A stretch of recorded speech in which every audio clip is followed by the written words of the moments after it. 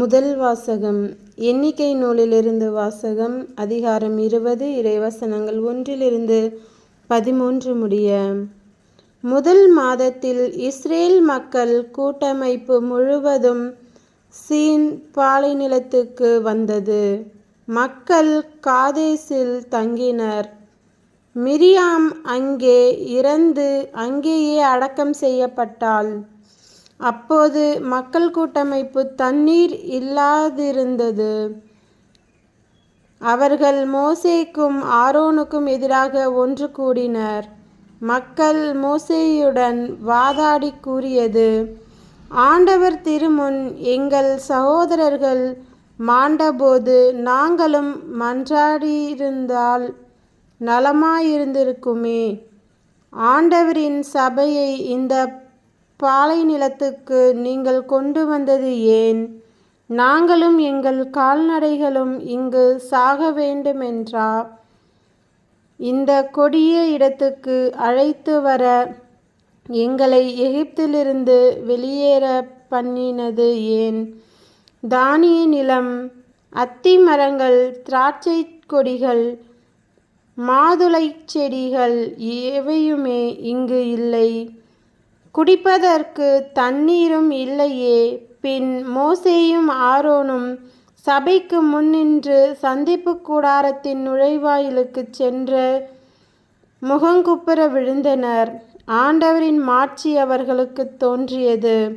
ஆண்டவர் மோசேயிடம், கோலை எடுத்துக்கொள், நீயும் உன் சகோதரன் ஆரோனும் மக்கள் கூட்டமைப்பை கூடிவரச் செய்யுங்கள். அவர்கள் பார்வையில் பாறை தண்ணீரை தரும்படி அதனிடம் பேசுங்கள். இவ்வாறு அவர்களுக்காக பாறையிடமிருந்து நீங்கள் தண்ணீர் பெறுவீர்கள். மக்கள் கூட்டமைப்புக்கும் அவர்கள் கால்நடைகளுக்கும் குடிக்க கொடுப்பீர்கள் என்றார். அவர் கட்டளையிட்டபடியே மோசே ஆண்டவர் திருமுன் நின்று கோலை எடுத்தார். மோசேயும் ஆரோனும் பாறைக்கு முன்பாக சபையை ஒன்று கூட்டினர். மோசே ஆண்டவரிடம், கலகக்காரரே, இப்போது கேளுங்கள்.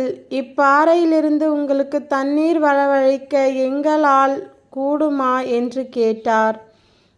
பின் மோசே தம் கையை ஓங்கி தம் கோலால் பாறையை இருமுறை அடித்தார். தண்ணீர் தாராளமாக வந்தது. மக்கள் கூட்டமைப்பினரும் அவர்கள் கால்நடைகளும் குடித்தனர். ஆண்டவரோ மோசேயிடமும் ஆரோனிடமும், இஸ்ரேல் மக்கள் பார்வையில் நான் தூயவராக விளங்கும்படி நீங்கள் என்னில் நம்பிக்கை கொள்ளாமல் போனதால் இந்த சபையை நான் அவர்களுக்கு கொடுக்கவிருக்கும் நாட்டில் கொண்டு சேர்க்க மாட்டீர்கள் என்றார். இது மெரிபாவின் தண்ணீர்.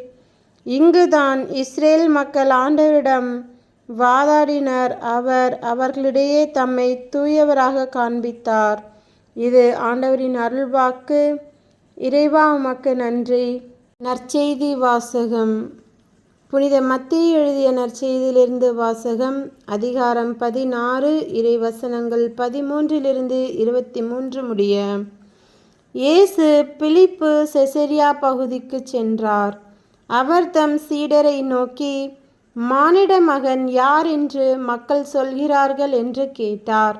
அதற்கு அவர்கள், சிலர் திருமுழுக்கு யோவான் எனவும், வேறு சிலர் எலியா எனவும், மற்றும் சிலர் எரேமியா அல்லது பிற இறைவாக்கினருள் ஒருவர் என்றும் சொல்கின்றனர் என்றார்கள். ஆனால் நீங்கள் நான் யார் என சொல்கிறீர்கள் என்று அவர் கேட்டார். சீமோன் பேதுரு மறுமொழியாக, நீர் மெசியா, வாழும் கடவுளின் மகன் என்று உரைத்தார். அதற்கு இயேசு, யோனாவின் மகனான சீமோனே, நீ பேறு பெற்றவன். ஏனெனில் எந்த மனிதரும் இதை உனக்கு வெளிப்படுத்தவில்லை, மாறாக விண்ணகத்திலுள்ள என் தந்தையே வெளிப்படுத்தியுள்ளார். எனவே நான் உனக்கு கூறுகிறேன், உன் பெயர் பேதுரு. இந்த பாறையின் மேல் என் திருச்சபையை கட்டுவேன், பாதாளத்தின் வாயில்கள் அதன் மேல் வெற்றி கொள்ளா. விண்ணரசின் திறவுகோல்களை நான் உன்னிடம் தருவேன். மண்ணுலகில் நீ தடை செய்வது விண்ணுலகிலும் தடை செய்யப்படும், மண்ணுலகில் நீ அனுமதிப்பது விண்ணுலகிலும் அனுமதிக்கப்படும் என்றார். பின்னர் தாம் மெசியா என்பதை எவரிடமும் சொல்ல வேண்டாம் என்று இயேசு சீடரிடம் கண்டிப்பாய் கூறினார். இயேசு தாம் எருசலேமுக்கு போய் மூப்பர்கள், தலைமை குருக்கள், மறைநூல் அறிஞர்கள் ஆகியோரால் பலவாறு துன்பப்படவும் கொலை செய்யப்படவும் 3ஆம் நாள் உயிருடன் எழுப்பப்படவும் வேண்டும் என்பதை தம் சீடருக்கு அந்நேரம் முதல் எடுத்துரைக்கத் தொடங்கினார். பேதுரு அவரை தனியே அழைத்து கடிந்து கொண்டு, ஆண்டவரே, இது வேண்டாம், இப்படி உமக்கு நடக்கவே கூடாது என்றார். ஆனால் இயேசு பேதுருவை திரும்பி பார்த்து, என் கண்முன் நில்லாதே சாத்தானே, நீ எனக்கு தடையாயிருக்கிறாய். ஏனெனில் நீ கடவுளுக்கு ஏற்றவை பற்றி எண்ணாமல் மனிதருக்கு ஏற்றவை பற்றியே எண்ணுகிறாய் என்றார். இது கிறிஸ்துவின் நற்செய்தி. கிறிஸ்துவே உமக்கு புகழ்.